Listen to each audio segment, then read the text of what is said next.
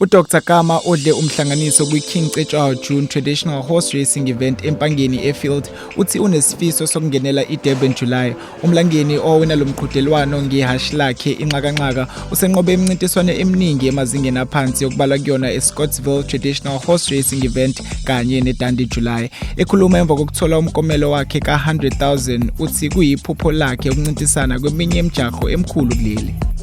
Ngizoqala nje ukuthi ngisho vele mina emashi ngikhaya induku ngiyithela impela ngoba la insizwe masigibela phela akufana lokugibela wena but ezinye insizwe ziyakhuluma nje ikhulume yonke into mina ngiyayithulela nje webhuti ngande nje ngokubuya kuphela into enganda ngayo kakhulu but kakhulu impela mangathiwa futhi ngifika lapho hawo impela nomndeni wami impela ungaba muhla kakhulu. U-Dr. ucela uxhaso kuhulumeni ikakhulukazi kubona abasemakhaya njengoba ekhala ngokuthi kuba khona kwe-COVID-19 kule minyaka emibili edlule kubathikameze kakhulu.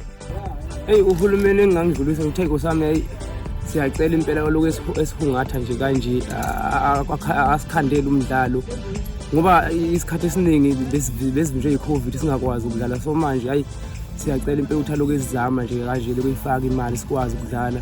Mhlawumbe nje kube kuya ngami nje mina ngabe ngithi nje mhlawumbe inyanga nenyanga nje kuhlezi kudlalo ngendlela okumnandi ngayo futhi emijahweni.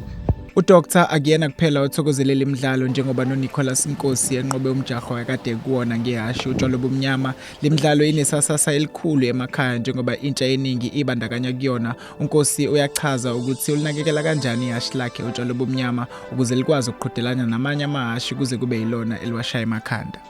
Ngijabule kakhulu ngewinele namhlanje ngoba kusizwe ngisebenza kanzima njalo everyday nokudla enginikela kona ukudla kwe-percent ukuthi kuthola amandla okwazi ukurace namanye noma i-race ibithafu kakhulu namhlanje kodwa-ke ngibona elikwenzile kujabulile kakhulu ngiyafisa ukuthi nangelinye ilanga engathi ngakwenza lokho elingenzekile ngijabule kakhulu.